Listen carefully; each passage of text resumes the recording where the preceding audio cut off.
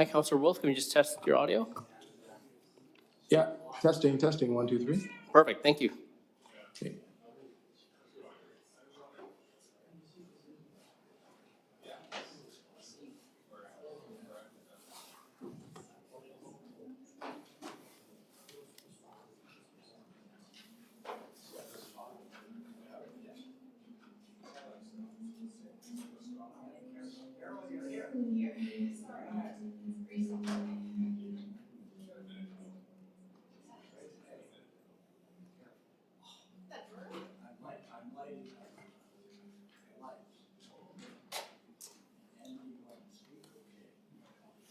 Okay, let's call to order the Planning Committee meeting of Tuesday, March 18th. We only have 4 items on the agenda.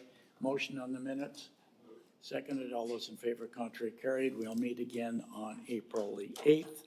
There will be 2 managers' reports after this. And the first item on is to rescind the appointment of an approving officer. I'll move that. Second. All those in favor, contrary carried. Okay, thank you very much.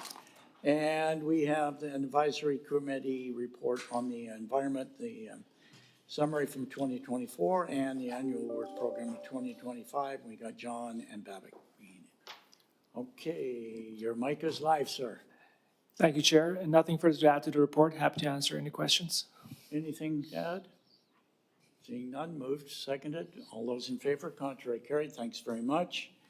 And the next item is the Richmond Heritage Commission report, 2024 and 25 work program. And again, John and Judith Mosley. Thank you, Mr. Chair. Yeah, Judith. Yeah, thank you. We have nothing further to add to the report, but available to answer any questions. Okay, any questions? Seeing none, moved, seconded. All those in favor, contrary carried. Okay, the fourth item is the rental development of the parking requirements. And we have that in it, and in essence, we're going to be introducing it and giving first reading, and the other bylaws to be introduced and given first reading, and we got meeting. Okay, Mr. Chair, nothing to add to the report. Happy to answer questions. All right, Carol has a question. Just a minute, there we go. Thank you very much, through the chair. So this is going to greatly reduce the amount of parking for these rentals. Will this for sure increase the amount of rental units that we get? Through the chair to Councillor Day, this will actually not reduce the amount of parking that will be provided. We're not recommending any changes to the actual parking rates. All we're doing is simplifying the calculations in our bylaws to make it easier for developers to kind of understand what they need to provide. Okay, my misunderstanding. Okay, I get it. Okay, good. But basically, every renter will pretty much be able to have one parking spot at the very least. I mean, it's, well, maybe not in city center, it would be like 3/4 of a parking spot. Does that mean that, like, I guess that's the way it is now, is it possible for people to pay extra if they desperately need a parking spot? Through the chair to Councillor Day, that's for kind of the development, to work out together with the units, how they want to organize that or how they want to split them. So read the fine print. Thank you so much. Okay, any other questions? Okay, moved, seconded. All those in favor, contrary carried. Thank you very much for your work. All right, managers report. Who's coming up first? You only got 5 minutes. Thank you, Mr. Chair.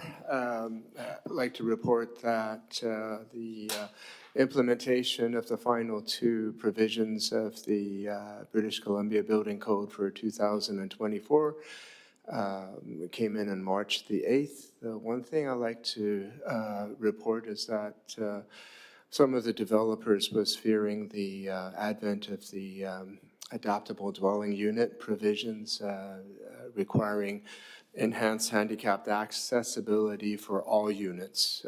That was pared down to only 20% of all units of new construction, citing space requirements and increased costs. So the seismic provisions, as earlier announced, went ahead. So we have buildings that are structurally more stout today. Good. Happy to answer questions. Okay, Alexa? Thank you through the chair. Thank you for this. So if we think about this in sort of practical terms, so for example, the housing development that, say, Pathways is putting up right now, if they'd had to reach the new accessibility requirements for 100%, it would have meant that more space, like hallways would have been bigger, bathroom turnarounds would have been bigger, and that would have made bedrooms smaller. Like the actual living space would have gotten smaller, but the access spaces would have been bigger. Is that correct? Through the chair to Councillor Liu, yes, that is. And that's part of the rationale for reducing it to 20%, at least for now. Okay, so if we're looking at building a building like that, do we then try and focus, or I guess you still need the building to stack, so you can't have sort of the wider halls on a lower floor because the building has to stack, so. So then they would still be arranged throughout. It wouldn't just be a super accessible first floor, for example, then you just have a ramp off of it and it's easy to get everybody out? Or could you do something like that? Through the chair to Councillor Liu, I think there are several ways of executing a design. You can have a portion of a floor that repeats, or you can have a portion of a floor that's a little bit more deep in dimension than others, and it just recesses as it moves up. Okay, so there's different ways to achieve this, and this ultimately ensures that there's more living space in these tighter spaces for the average person, I guess. Through the chair to Councillor Liu, I believe the rationale was that units were to get larger to accommodate the dimensions that are required. Okay, thank you. Carol? Thank you so much. Just a quick question. So we're reducing it at the building code so that only 20% are available for people who have disabilities. But isn't it safe to assume that less than 20% of our general population does have disabilities? If you look at people who are in wheelchairs, seniors, people with walkers, I mean, it's probably not even close to 20%, is it? Through the chair to Councillor Day, I don't know the exact number, but I think the philosophy is aging in place. Yeah. And so that the occupants can adapt the units as long as the space is available for adopting. Yeah. I think it's a safe thing to do. I can understand why they made those building code changes. Thank you. Maybe it's if I may, maybe it's just a thing of terminology and people not understanding what accessibility is. Everybody has a one-way treatment. You should come to my committee sometime and you'll learn a few things about accessibility. And age is one of them, Carol. Be careful. Okay, who's next?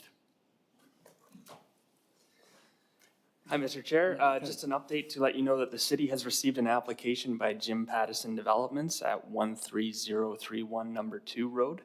This is to rezone the lands from light industrial use to permit a mixed-use, mixed-tenure development consisting of around 19,000 square feet of commercial use, 43 low-end-of-market rental units, 48 market rental units, and 132 strata in a 6-story building. Signage will be placed on the property shortly in accordance with the city's bylaws, and notification of the application will be sent to area residents within 100 meters of the subject property. An OCP amendment is required, and in accordance with council's direction for early input, the project will be brought forward to committee for early input in the next 2 to 3 months. Just a quick question on the lemur. Is this all one building we're talking about now, or maybe more than one building? The preliminary plans indicate 2 separate buildings. 2 separate buildings. Okay, thank you. Carol? Yeah, well, this is pretty much what the people who live in the area are asking for, isn't it? Through the chair to Councillor Day, the application on the site was previously for a development permit associated with a storage unit. My understanding from the community was that they did have some concerns with that proposal at the time. And so through some discussions with the applicant, they've ultimately brought forward this proposed change in use. And is this similar, like across the street on the east side, there's multi-levels. Are those about 6 stories? And what they have commercial is also on the ground floor. Through the chair to Councillor Day, it is a commercial mixed use building on the other side. I believe it is 4 stories in height, perhaps 5, but yeah. Okay, that sounds good. Well, it's going to create more of a village atmosphere down there at the end of 2 roads, so I can see that being quite popular. Thank you. Did they say anything about the commercial or just it's going to be commercial? We know that it's around 19,000 square feet. One CRU unit is what's been identified to date, so one large unit. Do we have any say on whether there should be a small grocery shop or a medical clinic or a Starbucks or whatever? Because following up on Councilor Day's idea about the neighborhood and stuff like that, it'd be, in the commercial.